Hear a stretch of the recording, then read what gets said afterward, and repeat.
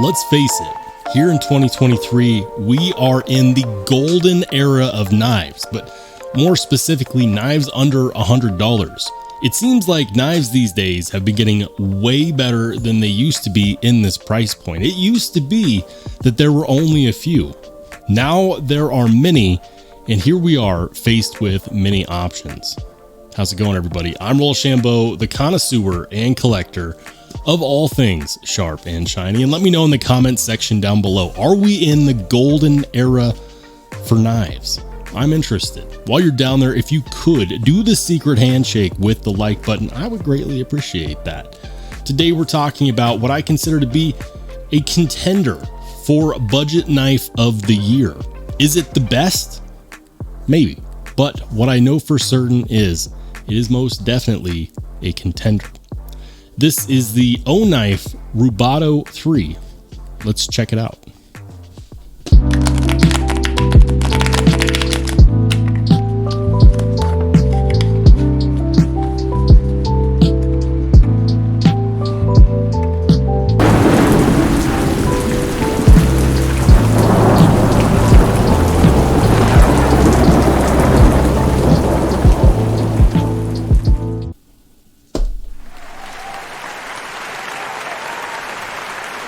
Keep the change, you filthy animal. How's it going, everybody?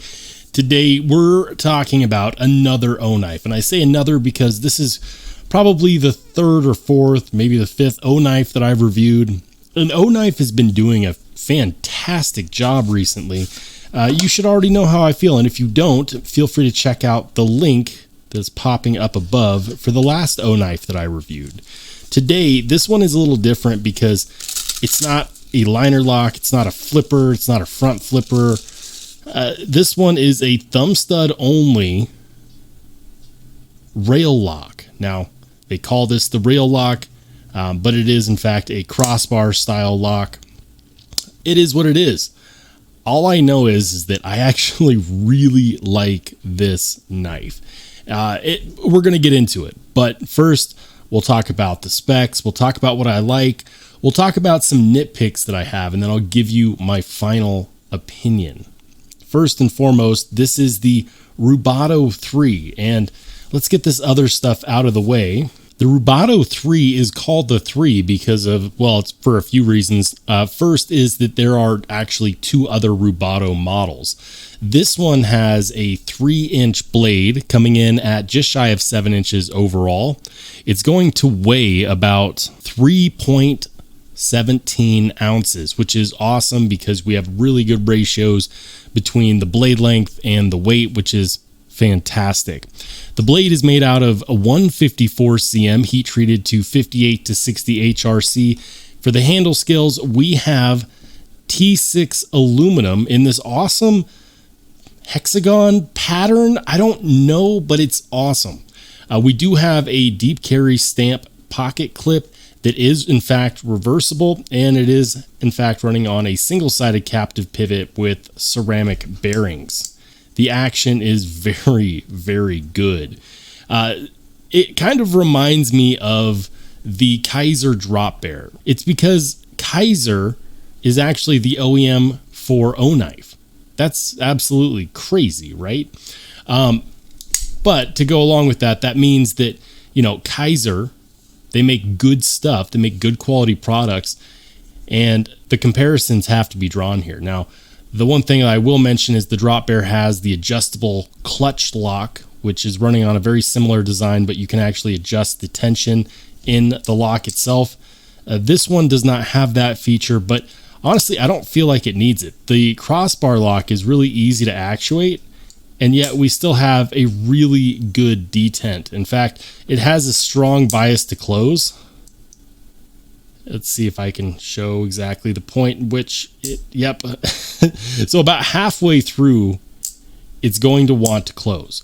Now, I was a huge fan of the Best Techman Ronin that had a similar style lock, but the difference is that the Ronin, a lot of people complained about how difficult it was to actually actuate that lock. And this one is not difficult at all. Let me give you an example. I can actually do it with just one thumb here, and close it no problems. It's going to be a little bit stiffer than what you find on a Benchmade, but not nearly as stiff as the B-Lock that you get from Bestech. So that's just for comparison's purpose. On the hardware, we're looking at T6 body screws and T8 pivot screw. The pocket clip being reversible is something that I really like. I also really like the ergos on this knife. The anodizing or coating that they put on this aluminum feels fantastic. In fact, it actually feels like titanium, and that's nuts. Normally I can feel a distinct difference between aluminum and titanium, but on this one, it feels very, very close. And it could just be how smooth this is. I'm also a big fan of this hexagonal pattern right here because it offers a decent amount of grip without being obnoxious. You know, there are no hot spots on here. And despite this being below 7 inches, I know many of you are going to say, dude, it's way too small. And initially I thought that might be my opinion, but here I go, full 4-finger grip, no problem. I wear men's large size gloves. Do with that as you will. Let's do some comparisons real quick. I'm going to compare this against the CJRB Pyrite. These are actually very close. The Pyrite is going to be a teensy bit longer, but not by a whole lot. The handle scales are going to have similar patterns, and the carry profile is going to be very similar as well. If I didn't know any better, I'd say that these two knives were competing knives.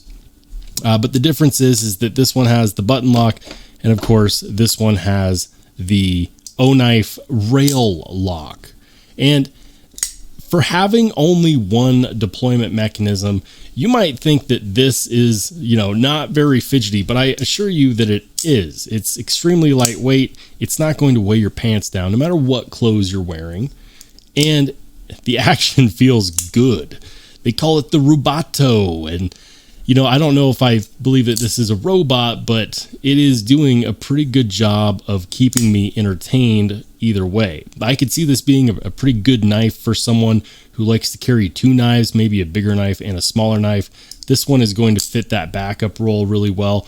Or if you want a knife for someone with smaller hands, maybe for your significant other, I can tell you that this is going to be one that they're going to be able to actuate really easily, but that would be tough because first you'd have to be willing to give this over to them. Have you ever done that where you bought a knife for somebody and then you open it up and you just don't want to hand it over? You just kind of want to keep it for yourself. That's kind of the vibe I'm getting on this knife.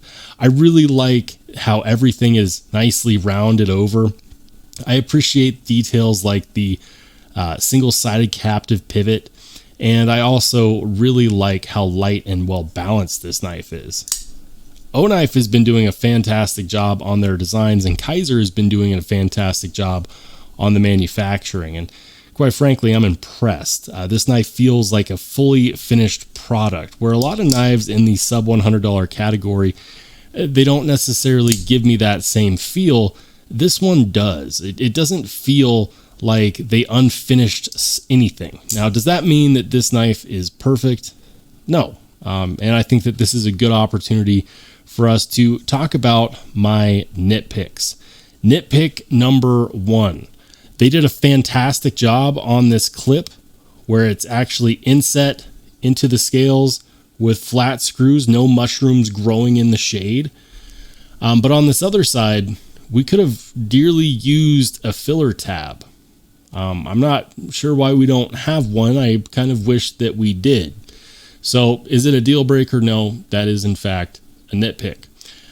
Number 2, whenever you use aluminum, you have an opportunity to then use aluminum backspacers. And backspacers are really something that I don't find a whole lot of knives where I wouldn't want one. They do a good job of helping with ergos and then also protecting the edge of that blade while it's in your pocket. So no backspacer, that's a nitpick. I think that they had an opportunity here with these gunmetal gray scales.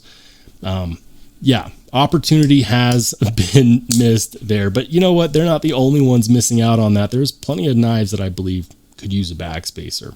Let me know. Do you like backspacers? Am I the only one? Does that make me weird? Okay. Nitpick. Another nitpick that I have is the branding. So we get Rubato 3, we get the serial number. I'm not sure if that's just a model number or a serial number. We get 154 cm and then Oknife. And I get it. You know, when you make a knife, when you build a knife, you want your logo to be on there. But we're in the day and age where the market is quite clear. People don't want branding on the blade. I would have preferred to have seen that logo here on the pivot. You have a single-sided captive pivot, which means you have the opportunity to move your logo over to it. And that's, you know, it's a good-looking logo that Oknife has there. I think that that would be a great spot for it. 154 cm, I don't really need that on my blade. And I don't need that on my blade because if I bought it, I actually know what steel it is. I don't need the reminder. Same with the serial number. If it's got to be anywhere, I'd actually prefer putting it inside the scales. You know, why not? Rubato 3, leave it if you must. But again, just like with the steel, we know what we bought. I don't need the reminder. And that is just my opinion, guys. Those are my nitpicks, and they're not big. Those are, in fact, nitpicks. And those are just a few things that could really, really hone the edges on this knife, so to speak. I actually really enjoy this. I enjoy the fact that we get this sharpening choil right here. I enjoy the fact that despite this being a drop point, it actually almost looks like a clip point with this point clipping down over here. It's a really good looking one.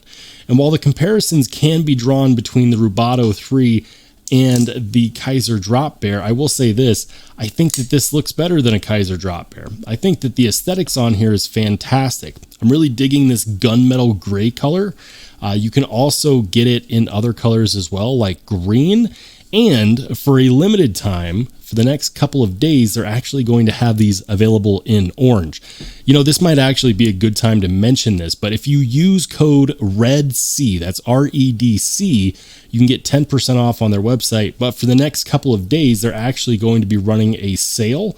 And that mini sale is going to give you 20% off this knife. So the Rubato 3 normally goes for $90. And for those $90, you get 154 cm in aluminum with this really great rendition of a crossbar style lock that they call the rail lock.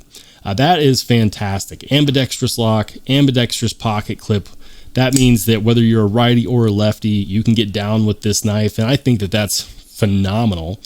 This is definitely one that I would actually consider a contender for best budget knife of the year. Now, you might be tired of hearing that term, best. What is best? Oh, it's all opinion. You're right. This is my channel.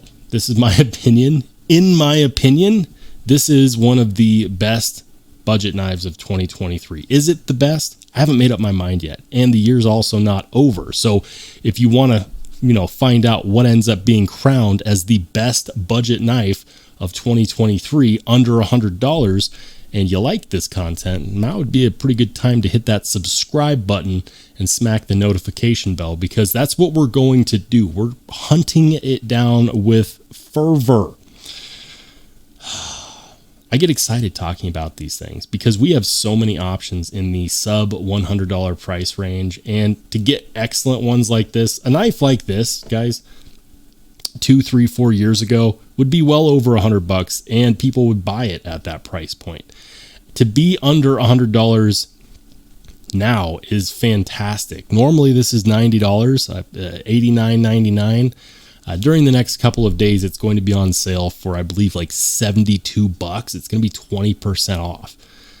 If you want one, I would highly suggest looking in, and also check out the orange version, which is going to be coming out today with this sale. It's going down at 8 p.m. Eastern time. So definitely check in 8 p.m. Eastern time, because it's going to be pretty sweet, and I'm very excited for that. Guys, if you liked the video, make sure to give it a thumbs up. And if you want to see more awesome knife content, make sure you click on the video that pops up next.